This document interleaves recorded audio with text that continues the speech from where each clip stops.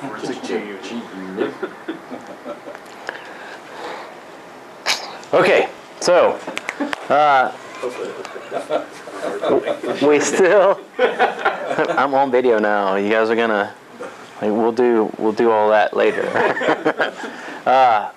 So we still, even though this is day 2 and the recording starting for day 2, we still had a few slides that we were going to go over from yesterday. However, what I want to do is kind of jump into a little bit of a lab from. So basically, because yesterday when we started covering stuff, I know there were some things people didn't know. Like some people, how many people have never made a forensics image before, or an image or a DD image of a hard drive? Any of those things? Okay, so there's a few of you, so we're going to do that. Then just basically, you know, we did talk about carving, and I'm going to try to do like we do with the calculator. Like you've got to learn how to add before you use the automatic tools, because all the stuff you guys have been doing all this time is automatic. It's all, you know, download a program, run the program, carve out some pictures, and there's a difference between what the file system thinks exists and shows you as a file, because it knows the length of a file, it knows the file name, it knows dates and times. But most of the tools you're going to use in data recovery don't do that. They actually will carve something out. And there's a couple of situations where when you look at things in hex that you can actually tell some things that might be wrong. And there's some settings that actually cause, you know, pieces to drop out or different things. But I kind of want to walk through that because we talked about FFD8, FFD9, the beginning and the end of a JPEG, and those kind of. So in the labs, and normally, like in my distance learning kit, I have 2 memory sticks. I have one that's perfectly good, that's normal, and they're both made like hard drives. They're both made to be NTFS, and they both look like hard drives. They both have boot records and things like that. So because it's just too big to use like 20 gig hard drives to try to image them and use them in an example. So I've tried to make everything, you know, into 1 gig, 2 gig files so that we can deal with them, including like a lot of the labs and stuff that are on the hard drive. So the first memory stick that I would normally use, and I use that as an example in the distance learning kit, is that it's okay. There's nothing wrong with it. So you can always see, you can see the layout, you can see what the pictures look like, you can walk through it and do the whole thing. I don't think that for this portion you guys need that. So I'm going to give you the second memory stick, which is corrupt. And so you can't just pull it up and explore and see everything. So, but there's a couple of steps that we'll walk through every time we do a hard drive. So I want to do those steps with you. So before I give you this laptop that's sitting in front of you, if you're going to slide it forward, I know we're on page 187. We'll come back to that and talk about the ATA stuff shortly. But for the moment, and the content for this lab technically is in the book, so I'll point it out just in case. We're going to make an image, because it is a very common thing that let's say a hard drive is damaged. I image it on the deep spar, or I image it on the Atola, or I image it on something else, and now it's a clone. Now it's an actual clone, another physical hard drive. That's usually fairly hard to give to a client, especially since I own the hard drive most of the time. So if the client wants a copy, or if somebody says I want a DD image, or I want a copy of it in some other way, then I'll usually take that, hook it up to a machine, and make a forensics image, or make a DD image, a file that contains the entire hard drive. Is that clear to everybody?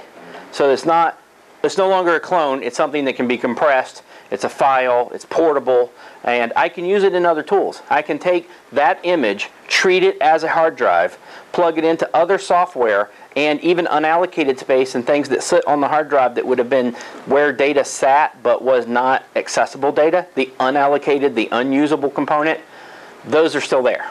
So you can still run through data recovery software and recover that content. So I want to show you how to do that, because everything I do is kind of 2 plus 2. I put that together with something else. So if you're doing a RAID array, as an example, you might have 3 physical disks that you plug in through a USB connector, through a SATA connector, and then you'll have 2 other ones that maybe were damaged that you need to get plugged into the system, or you don't have enough connectors, or you don't have enough hardware that you make an image of, and you've stored them on the server. Now you can click to those images, and you can mount those images as part of the whole set, and then mix them all up. There's nothing that says you have to use a physical disk for anything. There's very few applications today that force you to use physical disks. Now there are some tools that don't like to look at a binary file, so you can mount those files as a hard drive. I can actually take an image file and mount it, and then I can see it in my system as a hard drive, even though it's not a real thing. Does that make sense to everybody? Forensics people do that all the time. That's actually part of their life. But data recovery people, as they're moving into it, it makes their life a whole lot easier to be able to do those things and move around. So I did type up, and a lot of the stuff, this is basically going to be, we're going to use a very rudimentary program because the whole point that I'm trying to do is free, like to make images and things like that, and it's still very common. I use Ftk Imager. So Access Data is a forensics company. They make a tool called Ftk Imager. Ftk Imager is a free tool. It doesn't cost anything. You just go register on their site and download it. It's free. And it can mount images. So we used to have to pay $300–400 for a program to mount an image file. There's some other ways we could have done it free or manipulated some things, some Linux files, things like that. But it was a good, easy, quick, GUI interface. It also makes DD images and it makes in-case images. For a while, it was the only way we could convert between them. So there's some usable things from Ftk Imager, and it's a free tool. I still use it today because it's just so quick and easy to do certain things. You can make a portable image of it and put it on your hard drive. So all you have to do is go to accessdata.com and download Ftk Imager. Now don't confuse it with FTK because there's a full kit that's their forensics kit that costs money. And isn't that great? It's just not that. It's not all that.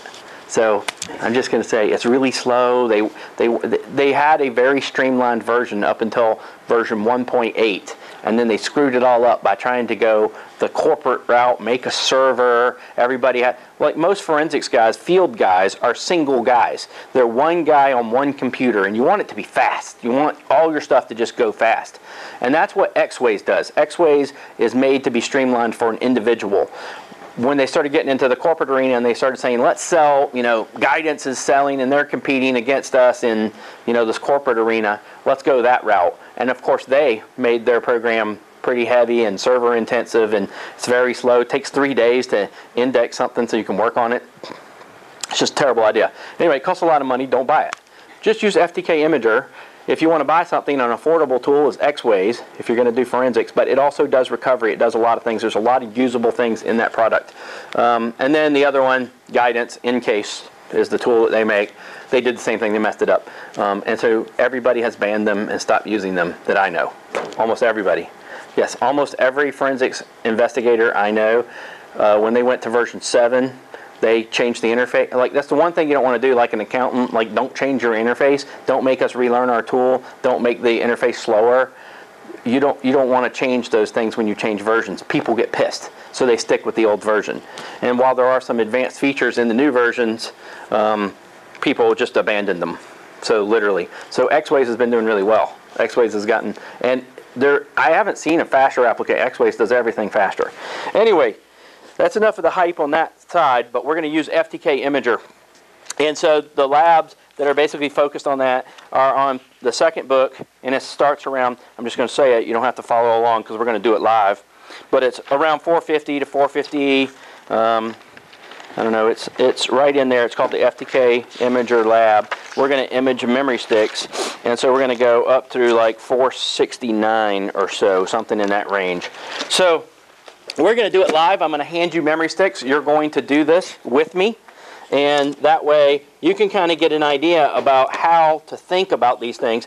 Now, the process we're going to do is very manual, and I don't intend for you to spend your whole life doing things manually. This is kind of like the introduction to how to look at things in hex, how to think through the process, how to try to guess certain things, and you can take this and expound upon it because there's a lot of things you can learn from this process I'm about to show you that at certain times when I'm doing, again, when I get to RAID arrays, this is a common kind of thing I do with RAID arrays. I don't do it every day on a regular hard drive because there's way faster ways I can do it.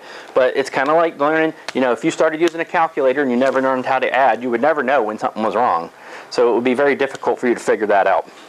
So we'll come back to the other book and page 187 later. I'm going to give out memory sticks. Now before I hand you this memory stick on the computer that you're using in front of you, now, here is my thing that I always do. You can do whatever you want, but when things get stuck, there's problems. Now, Windows interface has situations where if you plug in a bad drive, it just kind of ties the system up while it's chunking on the bad drive. Even though you know it's going to fail or it's not going to do anything, you'll try to open an application, it'll sit there for like 20 minutes before it'll open an application and you can't see anything. Right? You guys are familiar with this? Because the whole interface, like, The stuff that you're looking at for how to do disk management and things like that, those are just GUIs sitting on top of the core. The core is still doing its function. It just isn't going to show you your GUI. It's not going to give you your time slice. Does that make sense to everybody? So one of the things I do, if you aren't that familiar with Windows and how this whole process works, I have made icons on the desktop. Yours should be fairly similar in arrangement to mine. But you can always right-click on my computer and you have the option called Manage. So if you guys didn't know that was there, that takes you to the interface. Before I plug anything into the system, I open that, always, almost always. I go to Manage and I open it. And this way I have not just a disk interface, but also Device Manager. And you would be surprised at, even though I know you guys have seen this for years, how useful this interface is in certain situations when you're plugging in hard drives. Like for example, in your bags, in your black bags, you have an IDE adapter. And in the IDE adapter, if you plug it in and the drive isn't recognized, you'll see, so see how this right here knows what kind of hard drive I have? So does the IDE adapters that you plug in through a USB adapter. If it fails, it'll actually just say IDE adapter. It won't say the name of a hard drive. And if it says that, it's never going to come back unless you repol the system or if you unplug the power and plug it back in. So there are certain things you can see like that in your computer management screen that are real, that are things that you can actually use. So I normally look at that, and then before I plug anything in, I usually go to disk management because we're doing disks. So I'll come over here and I'll go to disk management. Now, your interfaces in Windows 7 and Windows 10, they're all there. They just covered them up with like 20 other menus and other stuff. But they're there. You can get there. Just, you know, you have to figure out how to use your Windows interface. This is one of the reasons why I would stick with Windows 7 as well, because it's so similar to XP as opposed to Vista. And you can actually get through some of the stuff. All right, so now disks are numbered. There's a lot of content you can actually see here that most people don't even recognize necessarily. So I'll show you a couple of things just so you understand what's going on. So your disks are in order by number, and they will actually appear in the system by the order that they are in the number in the screen. So when you're in your system, now you can relabel, you know, C, D, E, F, letters mean nothing. But the physical disk orders, any of the tools that pull physical disk orders, they will be in the same order. So when it says disk 5, it will be the 5th hardware in the system for those disks.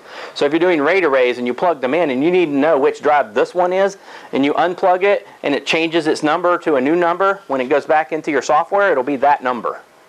Does this make sense to people? It's actually in the same order. So disk 0, disk 1, disk 5, whatever. So we'll get to that. You'll see that. The other thing is there's actually a box right here, and you can't really see it right now, but you've seen this red circle before. Have you ever seen a red circle right here? So there's a red circle right here that says not initialized. And so you'll have like a foreign disk. If you pull one out of a RAID array or things like that, it'll say not initialized. That red circle represents something on the hard drive. And we'll go through that in a second, and you'll see whether or not you have a red circle and what that means. You can't use a disk till you right-click, you initialize it, then you can make a partition and go on from there. So all that does, the only thing that Initialize does is, how many of you have ever had to deal with the Windows partitioning system in dealing with forensics? What is the key to mounting a partition? The Windows will not mount a partition under any circumstance without these two characters being in the system. The what? The security ID. So those are MFT tables, and those are tables that are part of, like for instance, if I use FAT32, you still have an MBR. You have an MBR across all of your Windows file system. Actually, almost every file system has an MBR that you can still mess with GPT and things like that, but it has a reserved MBR. But at the end of an MBR, a master boot record, the first sector is always what we're calling the master boot record. The first sector of every hard drive has a couple of things that are in it. I watched the video. So you cheated? You already know? You told me to watch it. Okay. Yeah, I know. But all right. So as an example here, so this on this deep spar, I'm jumping to the first sector. So this is sector 0. I'm at LBA 0. That is the master boot record. On almost every device except for RAID arrays or whatever, anything that's being recognized as a Windows system in a PC, almost every single thing has the first sector being an MBR.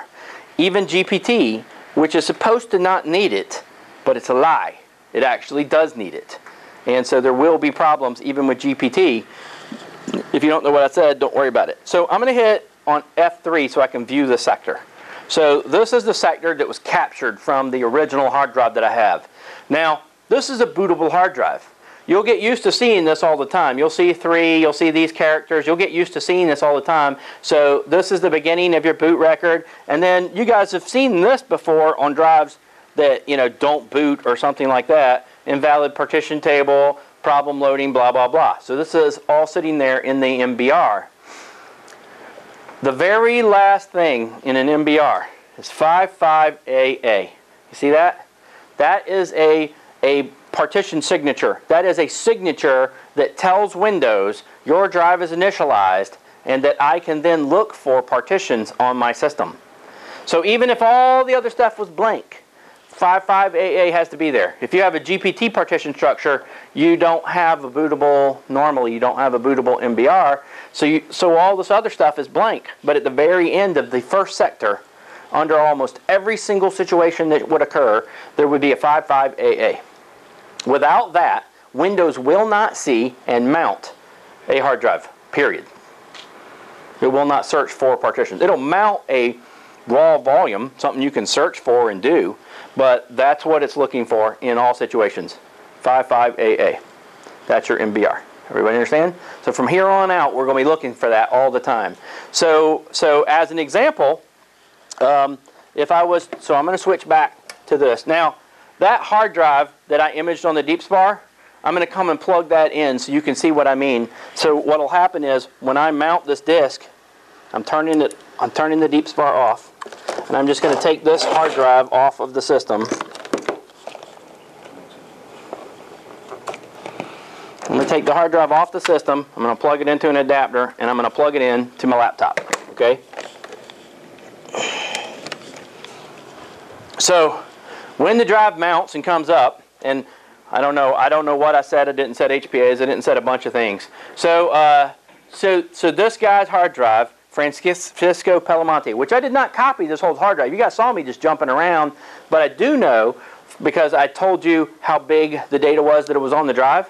That means I did copy the MFT table, the MBR, the partition table, all of that information.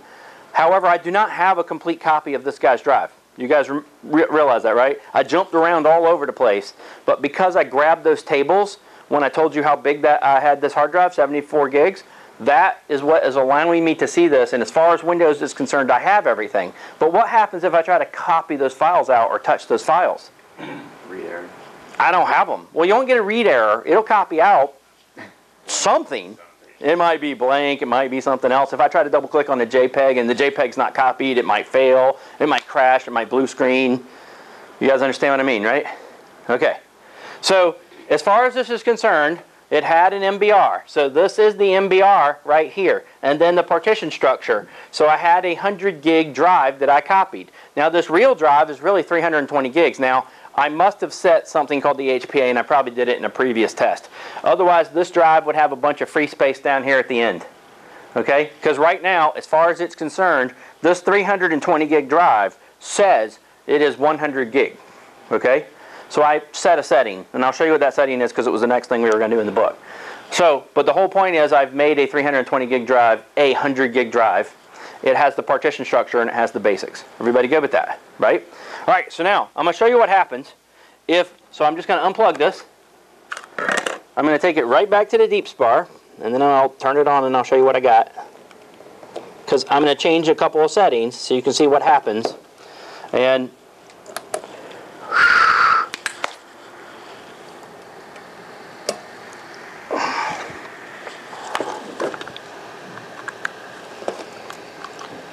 so this is when demos go wrong. Fire, brimstone. So now I'm booting the DeepSpar. The DeepSpar is a DOS-based device. But once it's running, it's in control of all the hardware. So they're using Caldera DOS, used to be Dr. DOS and 20 other things. Novell owned them, the whole list. So right now it's looking for, and if you get any errors when a DeepSpar boots, it's only because it's looking for network.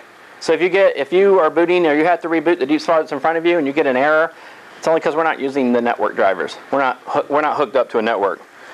DDI, which is DeepSpar Disk Imager. That's the command I'm using to execute the DeepSpar. Okay, so later on today, when you're disassembling your drives, something blows up, you normally don't have to reset a DeepSpar. I hardly ever turn mine off. But we're in a lab environment, and it's a little rougher here. I'm going to say it's a little rougher in class than it normally would be. So see, I also have this command called the HPA. The HPA is set on my destination drive. What it's warning me there is I have cut my drive. I have told it to be a different size than it is.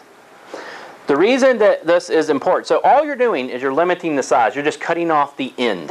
So if you think of logical blocks from 0 to the end of the drive, all you're chopping off is the last sectors.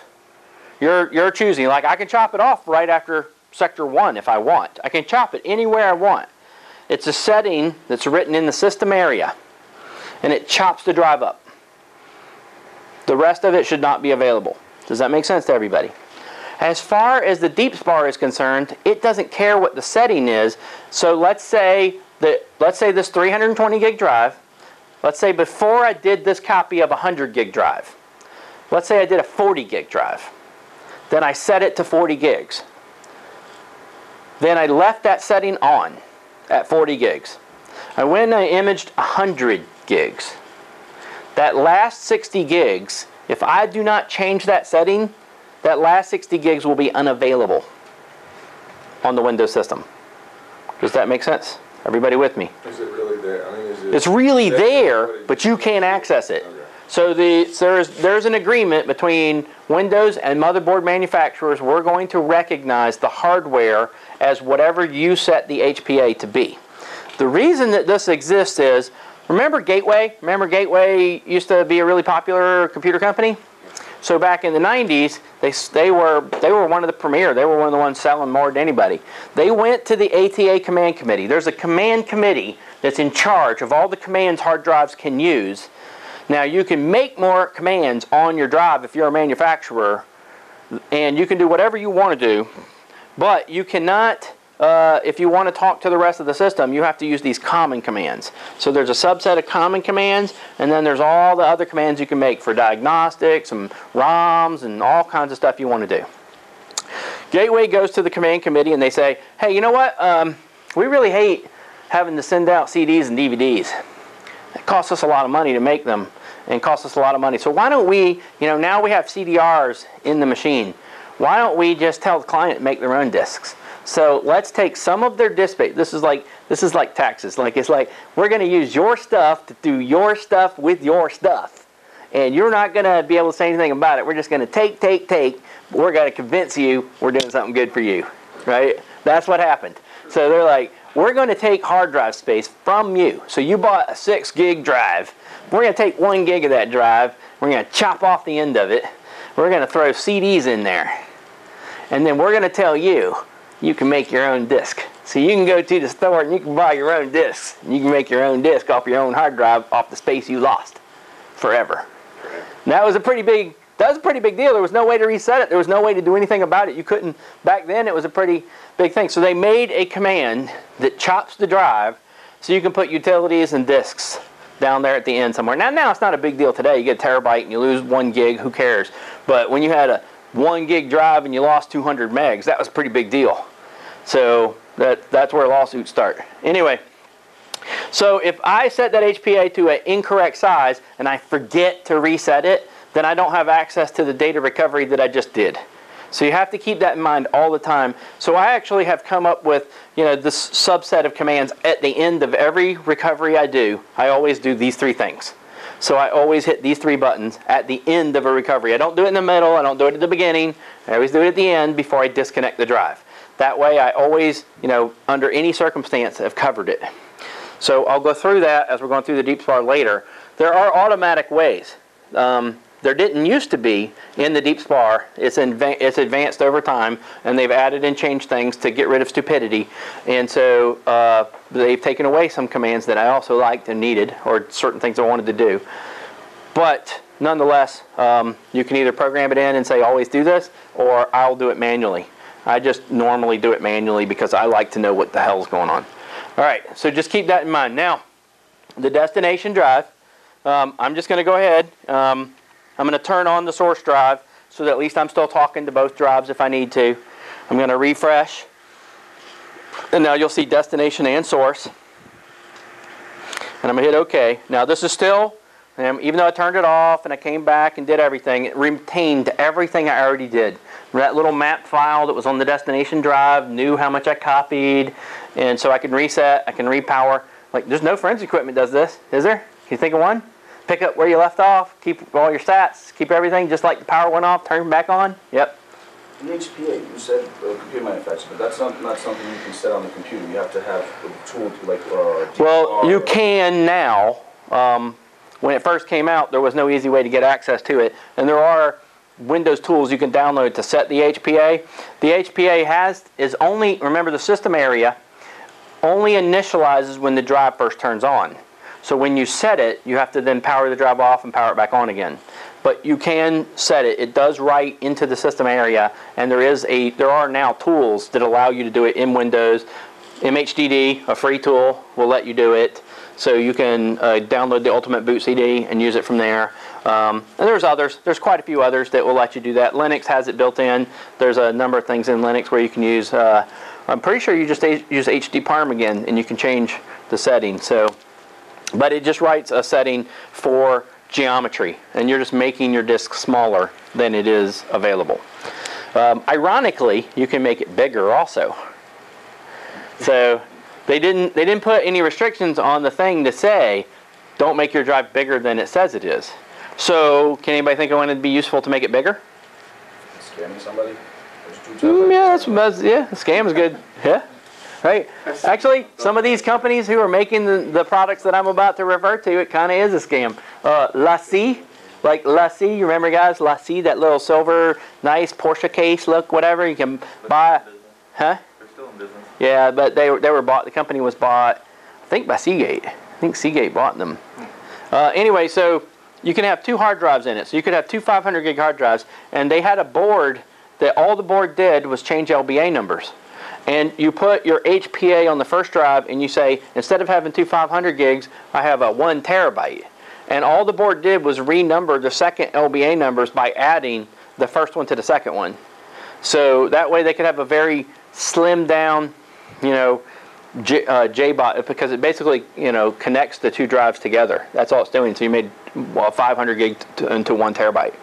So there's a lot of ways you can do that, and you can manipulate the stuff. But you can set it to any size that you want, up to the number of bits it will take.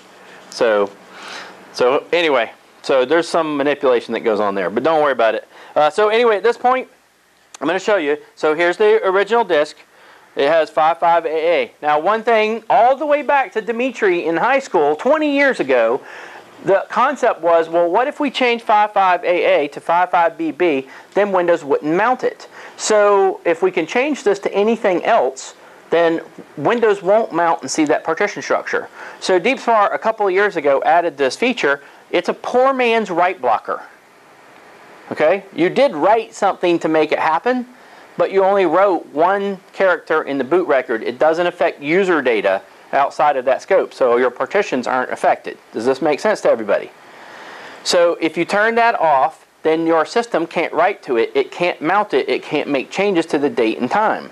So in hardware, physically, it's your cheap version of a write blocker. It also stops another problem. So if your system was copying, you were imaging a drive and cloning it to another, okay? You're cloning to another drive, but you don't get a full copy, like I didn't have a full copy. Completely possible that something's corrupt. Plug it into Windows, Windows blue screens. It tries to mount it and it just can't do anything, so it just blue screens. You guys have seen that before, right? But then you take it to a Linux system, plug it in, it works fine. You know, things like that, because it doesn't need all these other tables and it doesn't cause corruption, and just all of a sudden the system blue screen. Anyway, so the point being is this. I'm going to go to my destination drive. Yeah. What's the difference between an HPA and a DCO? So a DCO came later, and it's a second version. It's basically the same thing. You can actually have both. You can have an HPA and a DCO together. They do exactly the same function. They cut a space of the drive. So it's just really a different configuration made by Dell and HP and a couple other vendors who didn't want to use the gateway command, I don't know, whatever they wanted to call it. But you can actually combine them. You can use HPAs and DCOs together. But an HPA is very common. That's the one that we use the majority of the time. A DCO, if it's there, you can clear it and then still copy the data. But generally speaking, as data recovery people, we don't use the DCO other than to clear it and read the data. We use HPAs. It's just so much easier and the hardware recognizes it. So, but they are fundamentally the same thing. So, but this way you can have, so Dell can decide, hey, I want my utility partition in the DCO, but I want my data storage for you to make CD-ROMs in the HPA. So really you just chopped off one end and then chopped off another end. Okay. Does that make sense? Yes. The HPA is the end. The DCO is one step up from the end. Everybody understand? Because HPA is from here to the end. DCO can fit in the middle. Okay? All right. So, see down here at the bottom, there's a command that says activate and deactivate the MBR. It knows that it has an MBR, so it'll say deactivate. When it has a 55BB, it'll say activate. So if I deactivate the MBR, it's a poor man's write blocker, stops the system from seeing it.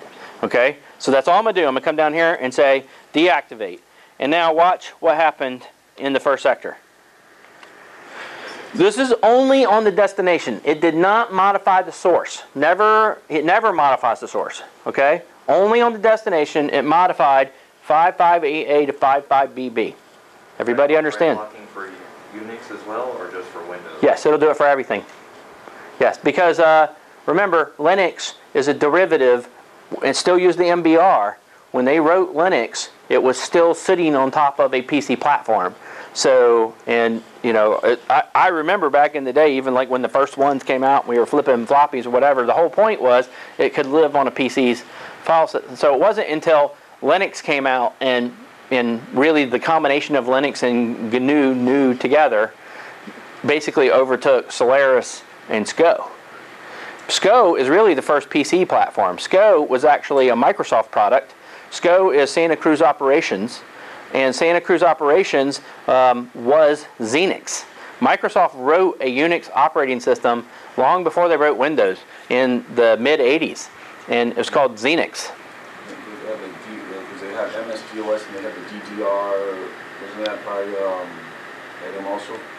By what? Like the DOS, like you always had to look for like, you know, MS-DOS, like the boot disk. Well, there was another one that was made by them, it was DR something. Well, Dr. DOS is a competitor. It was a variation of that, and then Novell bought them, and then now is Caldera. That's actually what we're booting on right now. So it's a derivative. It's another derivative of it from DEC. It came from DEC originally. So that was where it started out, which is why it was it was DEC Research. So that's why it started out as like Dr. DOS or whatever. But that was the competitor to Microsoft.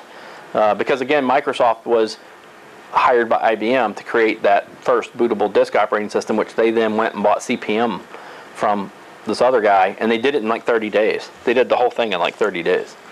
So anyway, the point being is that there is an MBR, a master boot record. It's a very simple process. Right before the end of the boot record, there is content. So see this right here? There is enough space for 4 sets of records. So this part right here is part of the bootstrap. This is what you're actually getting to when you're booting your system so that you can get here. There's 4 spaces for 4 records, which are your partition tables. So when you format a drive and you're looking at your partition table, you can have 4 primary records, or you can have 3 primary records and an extended record. And the extended then is a partition wrapped in a partition, but the rest of it follows along on the disk. So the pointer's only to the first one, then the partition exists in the second on the disk. So At this point in time, you can tell right now by looking at this. Now here's all you have to really get used to seeing, because this is 32 bits of space. So the way a MBR works is it points to the beginning of where the partition begins. And then it has a length. So it says, I start here and I am this long. And that is only done in 32 bits. And so because it is 32 bits, if you calculate out the math, the largest partition you can have in an MBR is 2 terabytes. That's the largest partition available if you are only using an MBR. So they knew this back in the early 2000s. Eventually we're going to run out of space. So they had to create a new partition structure to get past 32 bits. That's what GPT is, the GUID partition table. We use it, and you're using it on some of these machines and don't even know that you're using it, but it's invisible to most people. But that's the whole point, is you got 32 bits of space. Everybody with me so far? So I look a lot of times to see, well, what file system am I on this hard drive? I don't need to go and search the rest of the drive to try to figure it out. I don't need to run a program to figure it out. I can figure it out right now by looking here. So if you look in the first sector, you should have a partition table. If it's not in the first sector, then it should be a GPT, and it is stored in 2 places, stored at the end of the drive and right around 1000 or so. There's actually another partition table. So this is where I'm always looking. I'm looking here, 07. Now remember when you would format a hard drive and it gave you this table of 99 choices? Remember, we only had 99 choices because that was only the 2 digits that you could fit in there, right? Do you guys remember this? See, all this has been automated so much for you guys that you guys forgot all this. When you do it in Linux now, when you go to format a disk, it'll ask you and it'll give you like a table and say, well, what partition type would you like this to be, right? So they still do it, but Windows people don't do it anymore because the format's been automated, because they're only going to make you choose 2 types. You're either going to get a FAT or NTFS or exFAT. There's not going to be anything else. So there was 99 choices. When you used to run fdisk and you do it by hand, or when you would format and you would use a GUI, you could get this table and you could say which one they wanted to be. Like 81 is a swap file. So if it said 81, that's a Linux swap file. 07 is NTFS. That's the NTFS table. If you Google that and look up partition types, you'll see a table, and Wikipedia has the whole list of them for all 99. Tells you what every one of them is. So 63 is the regular Linux ext3. Yeah, I didn't memorize every one of them, but when you see them, you can look them up. But this column tells me I have NTFS. So get used to seeing 07, because that's going to be the majority. That's going to be 93 to 95% of the disks that you see are going to say that. If they say DE right there, that's a Dell utility partition. DE is what Dell used for their Dell partition for their, so things like that you'll see. Does this make sense? Now there's, how many partitions are there? Because since you can see there's only one, and then the others are blank, then there is no more. So there's only one partition on this hard drive. Does that make sense, everybody? If you see all the zeros, if there's stuff filled in these spaces, then you have to look at those and figure out what they are. They're mostly going to be Linux, because there will be 3 partitions if you have a Linux system. You'll have your boot partition for Windows, if they still have a Windows partition on there.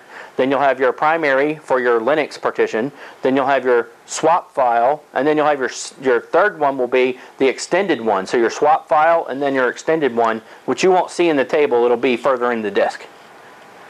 Okay, everybody good? Just make sure everybody understands this so far. Everybody clear? Yes? Any questions?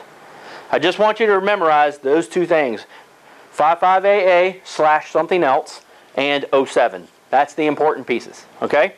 Now, I have changed it so that it is 55BB, right? I'm turning the system off.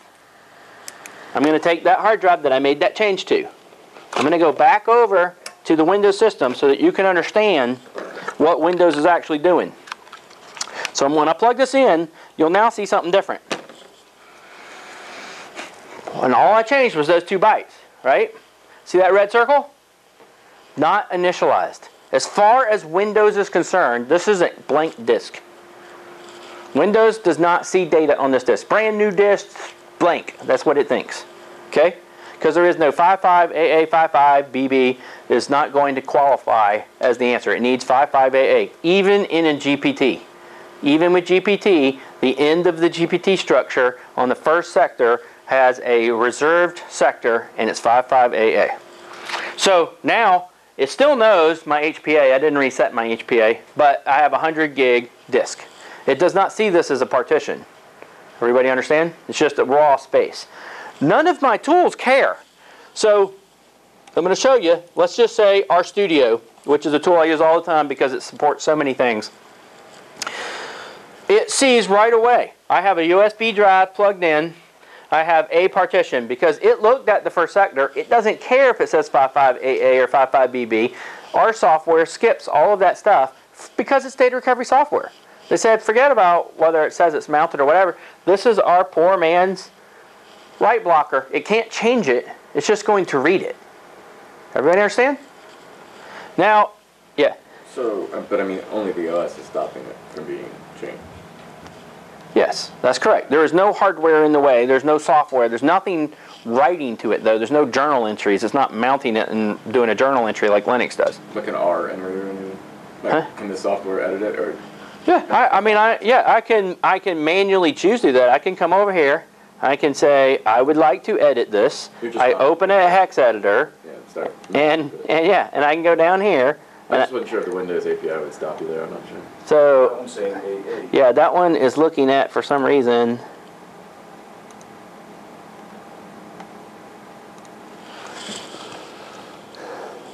when things go wrong. This, keeping it real good. huh? Because Keeping it real good. well, it's not looking at the right. I don't. No, I mean I know without a doubt it's 55BB, so I don't know what. It's trolling your Skype. Maybe. Hang on a second.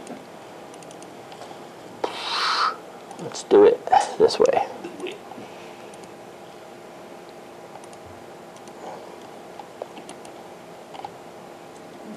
See, without a doubt, the disk says BB on it. I'm not sure. RStudio should not. I have seen a couple of pieces of software, and this will be the first time. Oh, wait a minute. Make sure I'm at the right place. Oh, there it is. All right. So the problem is I have so many copies of software on software that sometimes I'm looking at the other version. But this is the disk that we're looking at, 55BB, and you've got to look at it from the beginning of the root, not from the partition structure. You're looking at it from the root. And so now I can go down here and I can then just edit this and just say I want this. There is a way to set this to from read only to be able to read and write, but it's set right now to. So anyway, so that, and then you see the partition structure right here, NTFS, and that's where this is coming from. It's coming from that first boot sector, and that's how it knows it's NTFS, because it knows it is 07 because of that. Okay? Alright, so, and then I can still do all the same stuff I would do with any other software recovery. It doesn't matter what happened to that MBR. But Windows, so, and I'll show you, I can initialize. Now I'd have to, if I do this, it's going to erase my first sector. Okay? So my partition structure and everything else, I'll have to recopy it back from the other drive. But I'm going to do this so you can see. I right click, I say Initialize Disk. Say okay, go ahead. That's the other thing is, you know that box that just popped up? If you open the tool after, if you open this screen, the computer management screen, after you've plugged it in, it immediately pops up with a box. And if you're hitting enter too many times, you're going to accidentally wipe a disk. That's the other reason that I opened this right away instead of opening it after the disk is plugged in. Everybody understand? Because if you got to pay attention to those boxes, because when it comes up and you hit enter, you can accidentally erase your client's disk. You don't want to do that. Understand? The client's disk or just the first? Well, in this case, I'm on a destination. Well, yes, it's the first sector, but still, what if that's a forensics case and it was the original disk?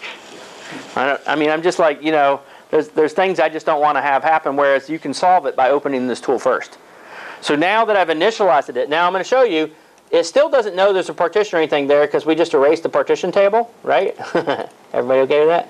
But let me show you.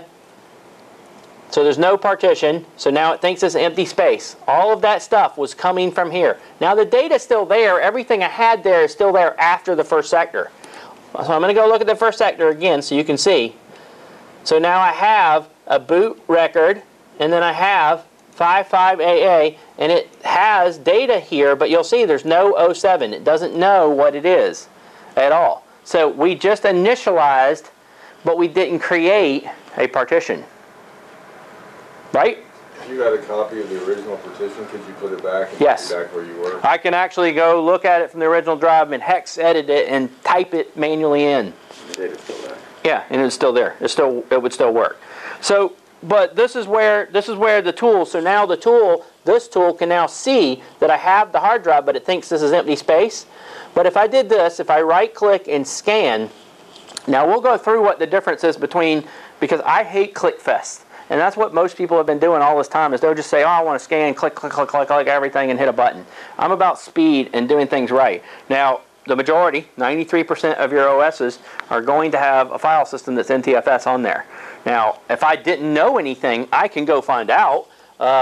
As an example, before I even look at anything, if I was looking at this, the next thing I would go through, because you said it yesterday, where would I be looking for my next? Where would I be looking to see right away if this was an older Windows disk? Where would I be looking to see if it was NTFS? System or region. Where's the beginning of the partition structure? Where's the signature? Anybody know? At the end of the disk? Sector 63. It's 64 sectors from the beginning of the disk, so 0 through 64. That's where the partition always began. This is one of the reasons why 4K drives don't work on older systems, because the offset of eight sectors at a time does not line up for the partition structure. So on Windows, they moved it now. As of Vista, it's now at sector 2048. Right. So if it's before Vista, it's at sector 63. If it's after, if it's Vista and later, it's 2048. It can actually be anywhere after Vista and later. You can make a partition anywhere you want. But before that, for Windows, all Windows systems prior to Vista, it has to be on something called a cylinder boundary. I promise I'll explain that tomorrow. I'll explain all the cylinder boundary stuff tomorrow. But so right now, all you need to know is there's only 2 locations you need to glance at to see right away, because that's the majority, 95% of the time. Okay, sector 63. If I go to that sector, if I can get to that sector with this, so I'm at sector 63, and I have an NTFS string. So I now know without a doubt I have NTFS. Everybody good? And if it was on Vista or later, I would just go guess. But as soon as you have that answer, then you can go to 2048. Now it will not be there for this one, but 2048 would be the beginning of the partition. You'd see the same string you saw before, but it would be here. That's the default for most of the content. And that's because it matches up with the 4K boundary? Yes, it has to do with because of partition structure and a 4K boundary.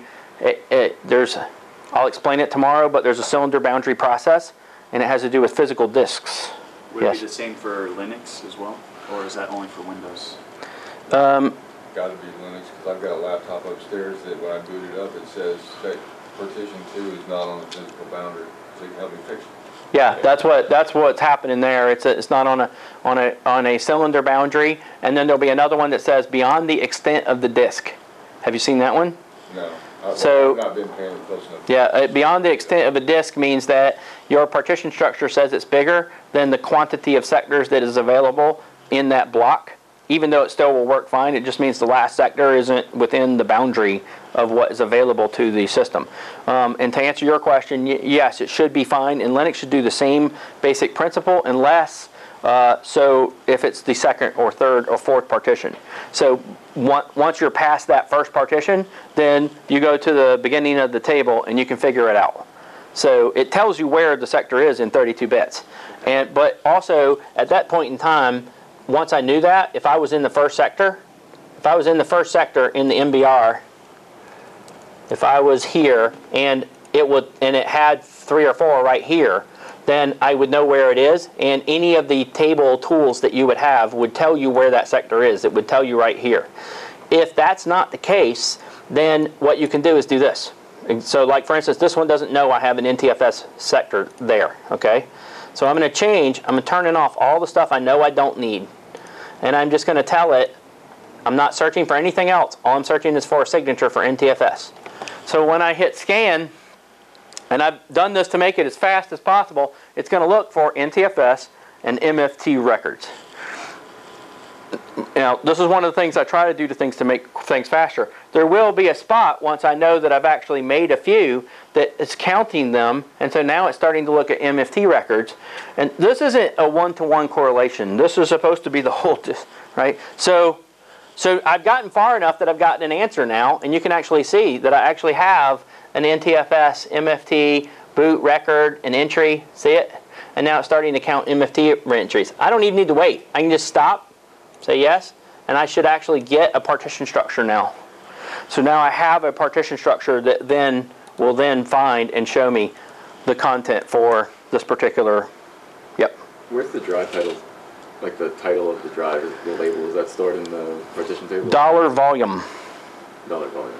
It's a so in the MFT there, and I'll go through this tomorrow. There's 18 tables, I believe it's 18.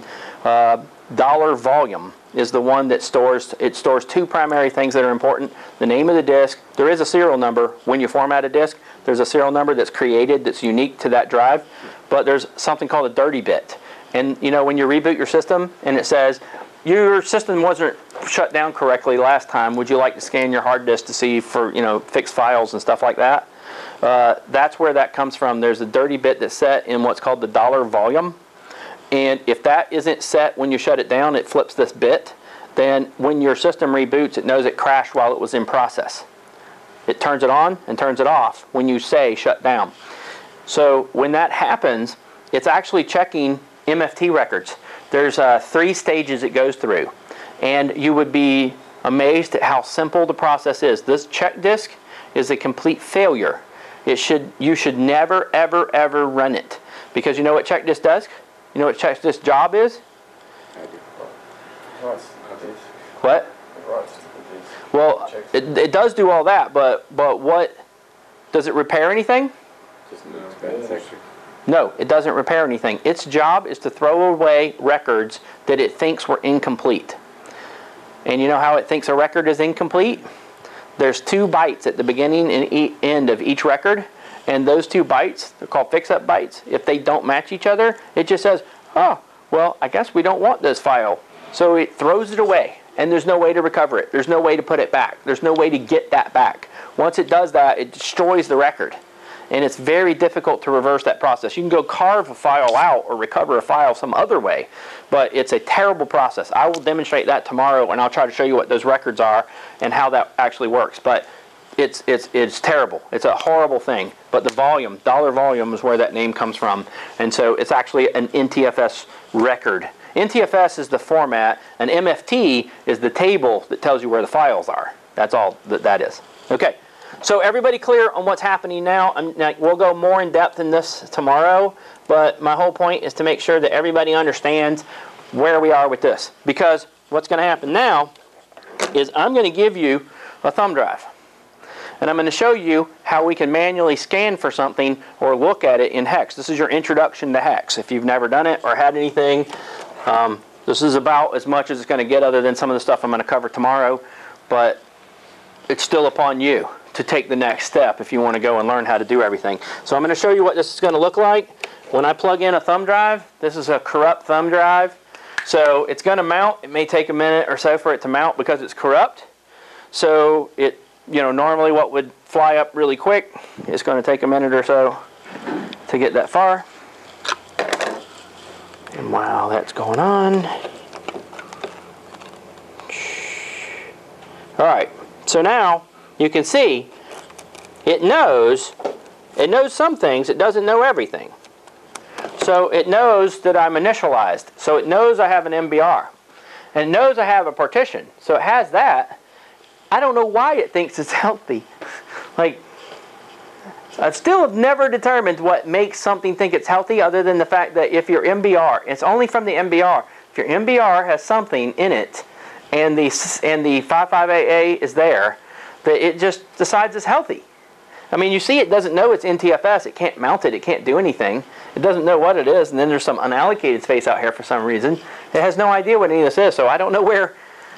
Never been able to figure that out exactly. I think it's just a flag that just says, oh, okay, I was able to mount you in some way. All right. No explanations anywhere. So that's what it's going to look like. Now, when you actually go, it says it's drive G. So now I've replaced Explorer on the computer with something called Directory Opus. It's an Australian tool that I have purchased from these Australian guys. It's a little expensive, but it's my favorite tool. So I own like 45 licenses or something for this tool. So I double click on the desktop, it will execute it.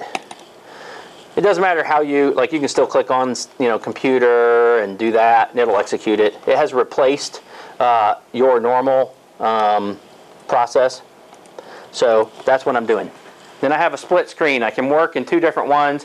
I have tabs across here. I can switch between views. There's a whole lot of reasons why I would use this tool, especially in data recovery. I don't want to get into all of those today because we're a little bit behind just by being on the schedule. So I'm going to get rid of this box so we just have one that just makes people feel comfortable to have one. These drive letters on your computer, ignore them. I have installed on all these laptops tools that can do every kind of recovery possible. So I have HFS, Linux drivers. I mean, they're maxed out. These laptops have every possible thing. I could use these as a full lab anywhere in the world. Okay? So those drive letters are there basically for the Linux drive letters. So just ignore them. It's not important. But you'll see I have drive G, which is my thumb drive I just plugged in, right? And you will notice if I click on it, it does not work. I cannot see anything, okay? So I'd be in a recovery scenario. So now that's what's going to happen. I just want to make sure everybody's on the same page so far. I'm going to shrink this down. I want to make sure everybody has computer management open and you're on this screen. And I'm going to hand out these thumb drives. So this is image 2 for anybody that's running my DLC or anything like that. So be on that screen, plug this in.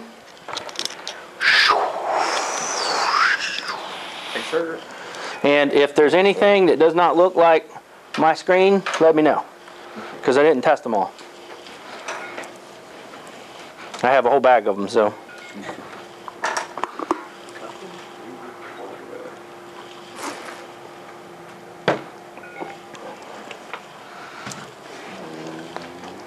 Yeah?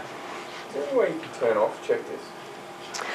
Yeah, there are some ways to, you can edit the registry so that it turns it off. But there are some things that only happen at boot time that, because here's the hard example. In Windows 10, in Windows 8 and 10, they made it automatic so that it does it while your system's running. It doesn't require you to reboot to do it. It does it on the fly in the background. It does what's called a self-healing process. If it sees any errors, it just deletes the files. You can actually see them disappear. Like you can actually run a task, edit something and that it depends on, and it will just delete your folders. But there are some ways to turn off in the registry so that will not execute. My personal preference is most of the time if it's something that I know that will reboot or cause some damage, still a write blocker is still the way to go so it doesn't damage your tool. If I can make an image of a disk, then it doesn't matter how many times it causes it to crash or do whatever, it won't do any damage to my recovery. I'm mostly concerned about my recovery, not about the machine that I'm running it on. Oh yeah, it's just sometimes if it resets itself and you're doing other things, it pops it up and you can't Right, open it. yeah, you turn around and it's eating all your files, right? But there's a registry setting to turn it off. But again, I find the more 10 and 8 are way more automated and a lot harder to control the systems. Yeah, So right, so I've been sticking with XP and 7 for the most part. All right, everybody good with this?